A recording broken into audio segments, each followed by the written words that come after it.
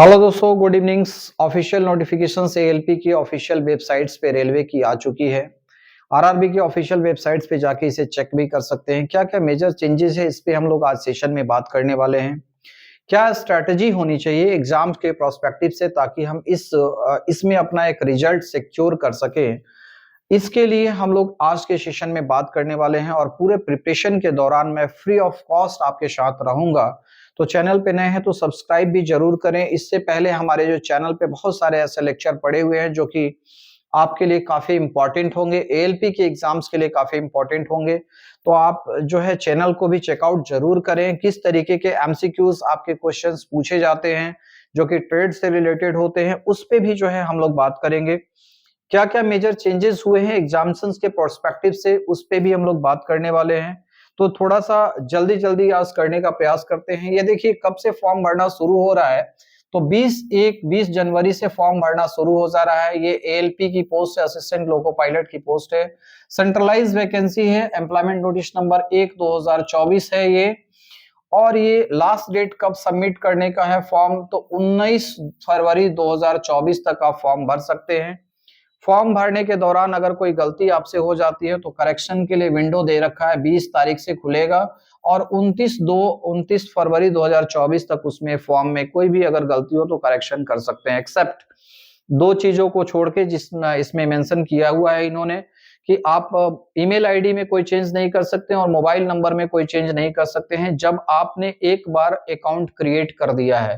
तो account create करने से पहले इस बात का ध्यान रखेंगे कि मोबाइल नंबर और जो आपका ईमेल आईडी है बिल्कुल वही दे जिसमें कहीं चेंज करने की आवश्यकता नहीं पड़े, क्योंकि अकाउंट जब क्रिएट हो जाएगा तो कोई चेंजेस नहीं हो सकता है। इन्होंने फाइनली ये चीज बता दिया है, तो इस चीज का बिल्कुल ध्यान रखेंगे। पोस्ट कितनी है इसमें आप देख पा रहे होंगे कि एएलपी की पोस्ट है, लेवल 2 का पोस्ट है। इस पे हम लोग वीडियो में पहले बात कर चुके हैं। इनिशियल पेज 19,900 से शुरू होता है। इसमें बहुत सारे अलाउंस जुड़ जाते हैं तो एक हैंडसम सैलरी मिलती है। एज का जो टाइमिंग 18 से 30 साल का एज दे रखा है और कब है 1 जुलाई 2024 तक जो है अपर एज लिमिट है। टोटल वैकेंसी 5696 वैकेंसी है, ये भी क्लियर था कि 5696 वैकेंसी आने वाली है। अब इस एज में कैटेगरी वाइज रिलैक्सेशन भी मिलता है। ओबीसी के लिए 3 साल का रिलैक्सेशन मिलता है, एसटी एससी के लिए 5 इयर्स का रिलैक्सेशन मिलता है और बाकी और कैटेगरीज है उसमें भी एज का रिलैक्सेशन दिया हुआ है। तो वो आप देख लेंगे, अपनी जिस कैटेगरी से आप बिलोंग करते हैं उसके हिसाब से आपकी जो है उसमें अपर एज लिमिट में वो फायदा मिलने वाला है।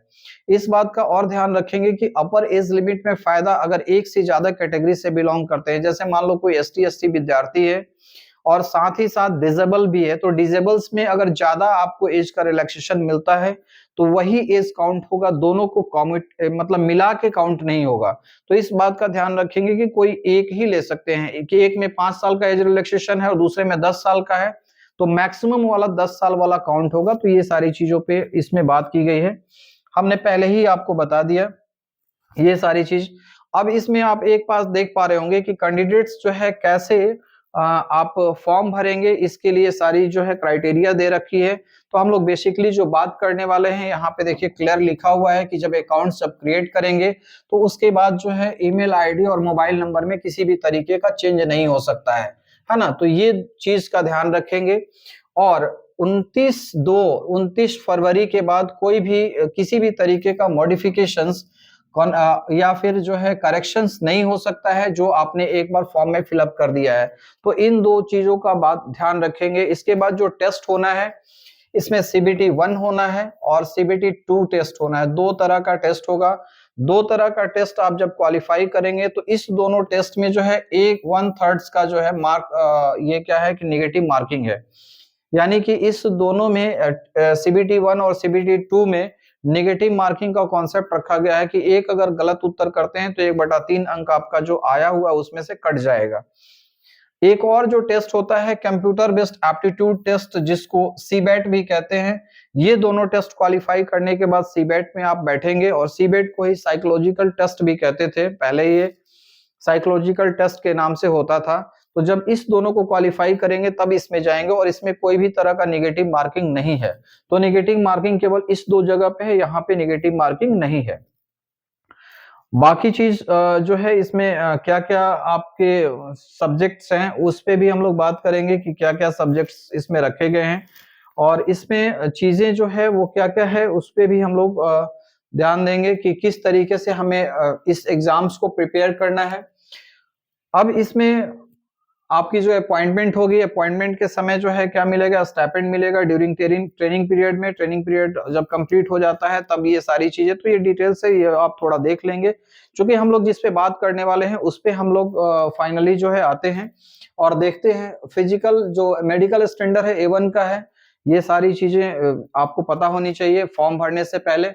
और इसमें जो एज का रिलैक्सेशन है, आप कंसर्न जिस कैटेगरी से बिलॉन्ग करते हैं उस कैटेगरीज के हिसाब से आपका एज का भी रिलैक्सेशन दे रखा है। अब आप देख पा रहे होंगे कि यहाँ पे क्या-क्या जो है कब से कट ऑफ डेट रखा गया है, लोअर लिमिट और अपर लिमिट के लिए, तो इसमें भी ये चीज़ दे रखा है। आप नोटिफ़िकेशन में जाके देख सकते हैं। हम लोग बेसिकली जो बात करने वाले हैं, वो कैसे जो एग्ज़ाम्स होंगे उस पे हम लोग बात करेंगे। यहाँ पे एग्ज़ाम्सन्स का फी जो है वो क्या लगने वाला है, इस पे आप देख सकते हैं कि 500 जो है सीबीटी 1 इसमें 500 का है ना? और ये 200 ये 50 रुपीज़ जो है आपको फीस लगना है। किसके लिए? फर्स्ट स्टेज सीबीटी के लिए। बाकी जो कैटेगरीज़ के लिए है तो आप देख लेंगे कि किस कैटेगरी से बिलॉन्ग करते हैं उसके हिसाब से आपका फी जो है लगेगा। अब इसमें मोड ऑफ पेमेंट क्या होना चाहिए? ऑनलाइन होगा। ये सारी चीज़ें तो आपको पता ही है, फॉर्म भरते समय आप इस चीज़ों का ध्यान रखेंगे, कैसे आपको करना है। इसके बाद रिफंड भी होता है, जब एक बार क्वालीफाई कर जाते हैं सीबीटी 1 तो जो रिफंड होता है तो उसी बैंक अकाउंट आईएफएससी नंबर देना पड़ता है तो रिफंड होता है। वो जब सेकंड स्टेज में आप जाते हैं या फिर फर्स्ट स्टेज का जब आप एग्जामिनेशन दे चुके होते हैं, तब वो कुछ पैसे रिफंड होते हैं, उसके बारे में वो डिटेल्स वहाँ पे दिया हुआ है। उसकी हम बात नहीं करेंगे, हमें जो बात करनी है आपसे कि जो क्या-क्या आपके जो सिलेबस है, रिक्रूटमेंट का प्रोसेस क्या होगा, इस पे हम लोग बात करेंगे। यहाँ पे आप देख पा रहे होंगे कि रिक्रूटमेंट का जो प्रोसेस दिया हुआ है, फर्स्ट स्टेज में क्या होगा? सीबीटी 1 होगा, सेकंड स्टेज में सीबीटी 2 होगा। ये जब दोनों क्लियर कर लेंगे तो कंप्यूटर बेस्ड एप्टीट्यूड टेस्ट होगा जिसको सीबैट कहते हैं। इसके बाद डॉक्यूमेंट्स वेरिफिकेशन और मेडिकल एग्जामिनेशंस। तो ये इतना स्टेज है। ये स्टेज क्लियर करने के बाद ही जो है आप क्या होते हैं? एलिजिबल होते हैं एएलपी के लिए। तो बेसिकली इस पे दोनों पे ज़्यादा फोकस रहता है। इसके बाद जो है साइकोलॉजिकल टेस्ट होता है, ये प्रिपरेशन करके आप कर सकते हैं। इसमें बहुत कुछ नहीं होता है। इसके बाद बाकी जो डॉक्यूमेंट्स वेरिफिकेशन और मेडिकल एग्जामिनेशंस काफ़ी जो है ईज़ी होता है और चूँकि आपका मेडिकल स्टैंडर्ड अगर ठीक-ठाक है, A1 रखते हैं, तो कहीं कोई दिक्कत इसमें नहीं होती है। ठीक है? तो इन चीज़ों पे हम लोग ध्यान रखेंगे। फर्स्ट स्टेज में क्या-क्या होने वाला है, उस पे हम बात करेंगे। ये जो फर्स्ट स्टेज होगा स्क्रीनिंग टाइप टेस्ट होता है। सीबीटी 1 जो होगा स्क्रीनिंग होगा, यहाँ पे लिखा हुआ है, ठीक है? स्क्रीनिंग एग्ज़ाम होगा, है ना? और इसी के आधार पे आप सीबीटी 2 में जाएँगे। सीबीटी 2 के एग्ज़ाम्स के लिए आप एलिजिबल हो जाएँगे, ठीक है? अब यहाँ पे देखिए marks of CBT first shall not be counted, यानी कि सीबीटी 1 में जितना आपने स्कोर किया है, वो सीबीटी 2 में काउंट नहीं होगा या फाइनल सिलेक्शन में आपको काउंट नहीं होगा। काउंट क्या होगा? तो सीबीटी 2 का जो आप एग्ज़ाम देंगे, उसमें जो आपका पार्ट ए में जो है, उसी के आधार पे आपकी मेरिट बनेगी।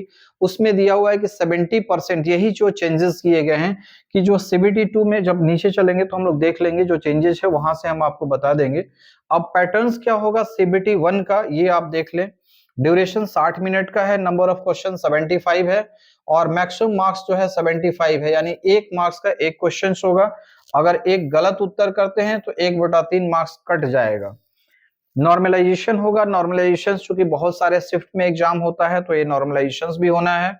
इसके बाद जो है आपके अलग-अलग कैटेगरीज में मिनिमम जो है कट ऑफ यहाँ सेट किया हुआ है कि मिनिमम कट ऑफ कितना होना चाहिए। तो इस चीज का भी ध्यान रखेंगे कि हमें इस कट ऑफ से ऊपर जाना है। इसके अलावा जो फर्स्ट का जो आपका सिलेबस है वो क्या होगा? मैथमेटिक्स पढ़ना है तो मैथमेटिक्स में जनरली जो भी पेपर रहता है इन सारी चीजों को मैं कराऊंगा, आपको फ्री ऑफ कॉस्ट कराऊंगा। तो अगर आप जो है हमारे चैनल पे हैं तो इसका जरूर फायदा उठाएं। हर सेक्शन को मैं करवाने वाला हूं। मेंटल एबिलिटीज में भी जो है, चूंकि रीजनिंग का भी मैंने करवाया हुआ है। अड्डा मैथमेटिक्स एक यूट्यूब चैनल है, उस पर मैंने बहुत सारी चीजें करवाई हुई है, वहां जाके आप चेकआउट कर सकते हैं।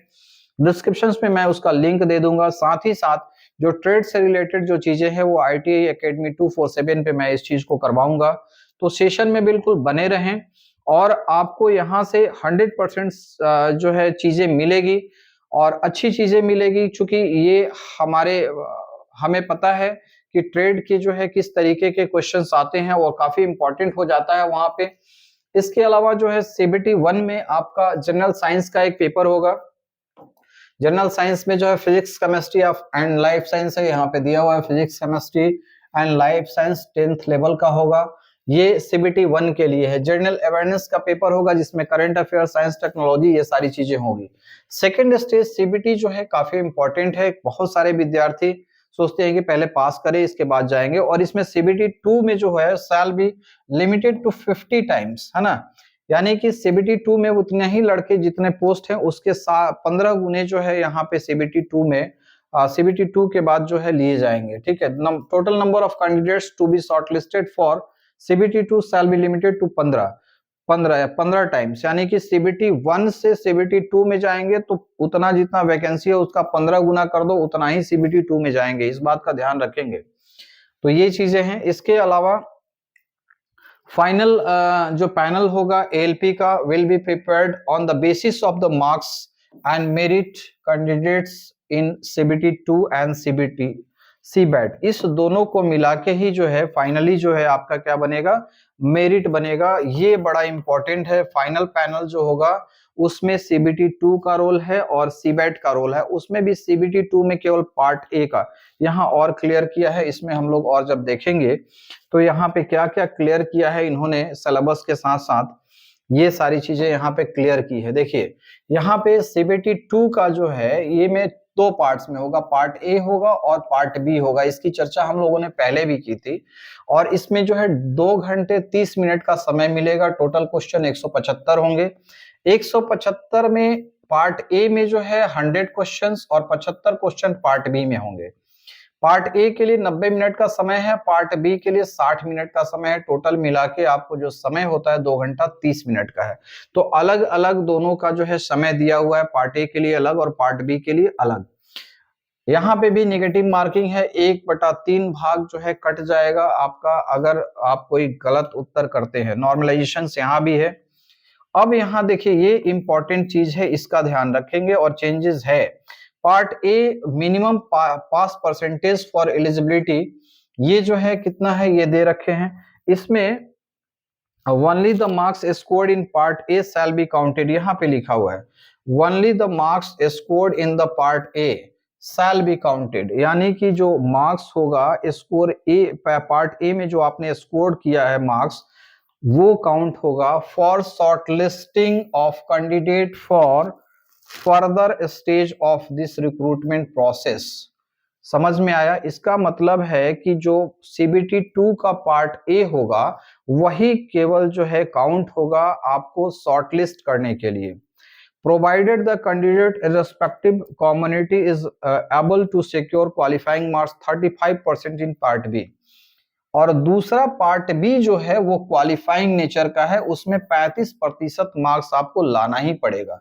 जब 35% आप मार्क्स ला लोगे तभी जाके आपको पार्ट ए के थ्रू आपको क्या किया जाएगा, शॉर्टलिस्ट किया जाएगा। मतलब यहाँ 2 चीजें हैं। CBT 2 में पार्ट ए जो है वो क्या है, किसके लिए इंपॉर्टेंट है, आपको मेरिट में जगह बनाने के लिए। पार्ट बी किसके लिए इंपॉर्टेंट है, शॉर्टलिस्ट होने के लिए। ये मैंडेटरी प्रोविजन है, यानी कि इसको क्वालिफाई करना ही है।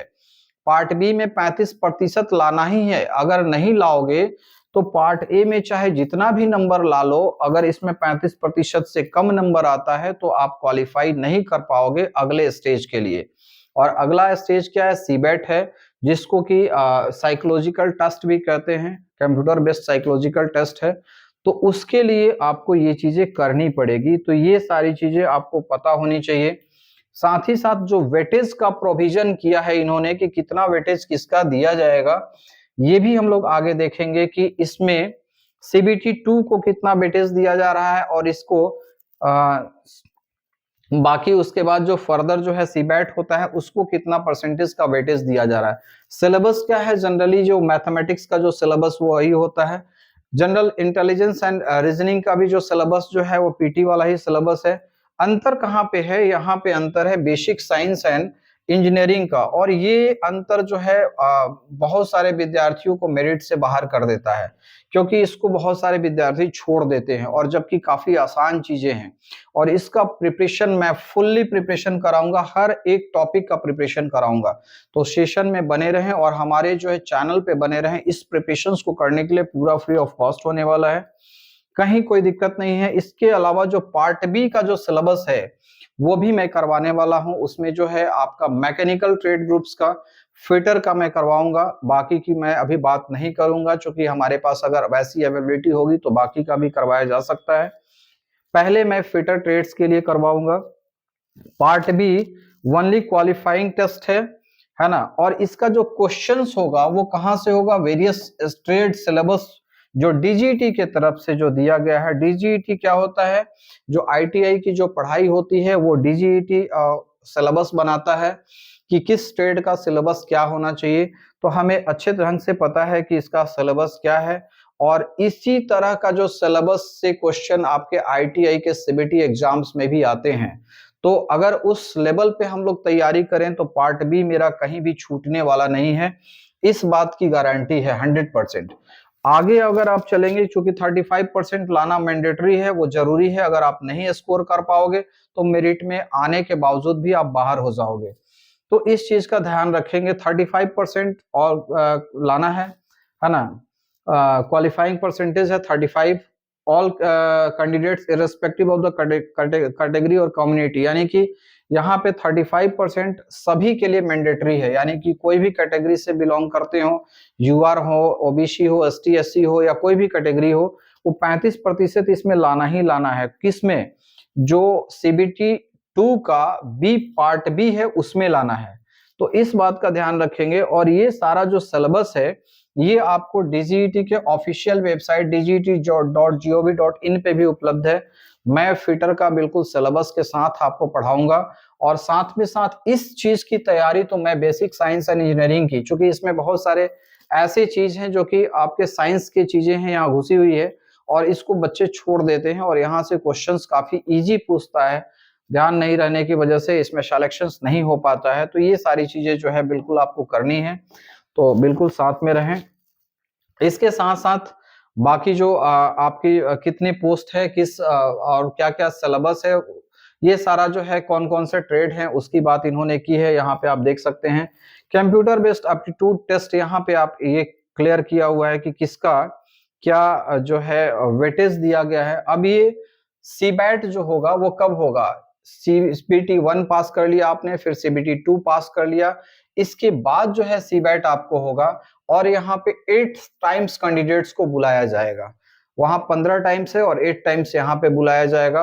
यानी कि सीबीटी 2 के बाद जो क्वालिफाई करेंगे तो टोटल वैकेंसी का 8 गुना जो है सीबीटी सीबैट के लिए बुलाया जाएगा। ठीक है।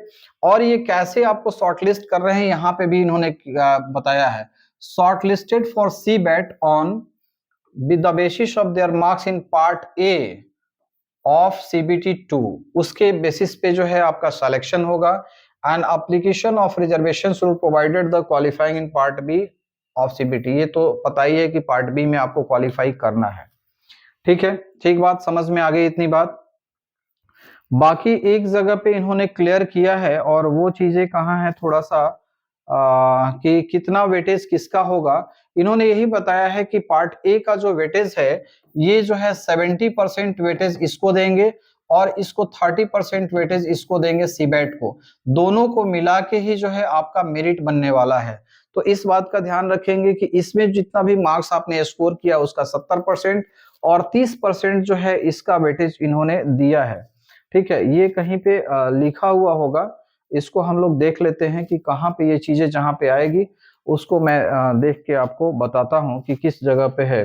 Qualifying marks 42 marks in each test. अच्छा, ये चीज तो देखिए यहाँ पे क्लियर किया है पार्ट ए में, यहाँ पे ये काफी इंपॉर्टेंट है। The merit list will be prepared only from amongst candidate qualifying in the CBAT 70% weightage will be given for the marks obtain in part A of CBT 2। तो CBT 2 के part A में जितना marks आपने, जैसे मान लीजिए कि 100 marks आपने ले आया, यहाँ पे एक एग्जाम्पल के तौर पे दे रहे हैं, तो इसमें आपको जो है 70% इसका मार्क्स काउंट होगा, यानी कि 70 नंबर आपका इसका काउंट होगा, और 30% वेटेज किसका होगा, score obtain in the seabed, यानी कि फिजिकल जो साइकोलॉजिकल टेस्ट होता है उसमें जितना जितना मार्क्स आपने लाया है, मान लीजिए कि आप इसमें आप 50 नंबर लाते हैं, तो 50 का 30% जो है आपका वेटेज इसका रहेगा, तो वो करके ये फाइनली जो है आपका प्रिपेयर्ड होगा, क्या मेरिट लिस्ट प्रिपेयर्ड होगा, और उस आधार पे ही फाइनल आपका सिलेक्शन होने जा रहा है। तो इस बात का बिल्कुल ध्यान रखें कि कैसे कैसे आपको करना है। इसके बाद डॉक्यूमेंट्स वेरिफिकेशन होगा, और डॉक्यूमेंट्स वेरिफिकेशन के बाद जो है आपका मेडिकल एग्जामिनेशन होता है। तो ये सारी चीजें तो नॉर्मल है, आपको पता होनी चाहिए कि क्या क्या चीजें, एप्लीकेशंस कैसे करेंगे। तो इसके लिए आपको ऑनलाइन ही एप्लीकेशंस करना है, ये सारी चीजें आप देख लेंगे। और सबसे पहले जो है थोड़ा सा एक ओवरव्यू ले लेंगे कि कैसे कैसे आपको एप्लीकेशंस करना है। हमें बात करनी थी कि कैसे आपको एग्जाम्सन्स में प्रिपेयर करना है। तो एग्जाम्सन्स में प्रिपेयर करने के लिए आपका सीबीटी 2 का इंपॉर्टेंट रोल है, और उसमें भी सीबीटी 2 में जो है पार्ट ए का वो सेक्शन, जो साइंस वाला जो सेक्शन है, वो काफी इंपॉर्टेंट है। उस बात पे अगर ध्यान रखेंगे तो आपका सिलेक्शन जो है बिल्कुल पक्का रहेगा। इस चीज का ध्यान रखें। आपका क्वालिफिकेशंस क्या होना चाहिए, मिनिमम एजुकेशनल क्वालिफिकेशंस, यानी कि जो मैट्रिक होना चाहिए, आईटीआई होना चाहिए, ये सारे जितने ट्रेड्स दे रखे हैं इस ट्रेड्स में किसी में हो, या फिर मैट्रिकुलेशन करने के साथ साथ आपने उस कंसर्न जो ट्रेड है उसमें अप्रेंटिसशिप किया है, वो कर सकते हैं, फॉर्म भर सकते हैं। या फिर जिन्होंने मैट्रिक किया है और डिप्लोमा किया है इन सारे ट्रेड से, इसमें मैकेनिकल ट्रेड से, इलेक्ट्रिकल्स, इलेक्ट्रॉनिक्स, ऑटोमोबाइल्स है, या फिर जो है इंजीनियरिंग जिन्होंने किया है उसके लिए भी उस क्रॉसपर्नेंस ट्रेड में इंजीनियरिंग जिन्होंने किया है वो कर सकते हैं।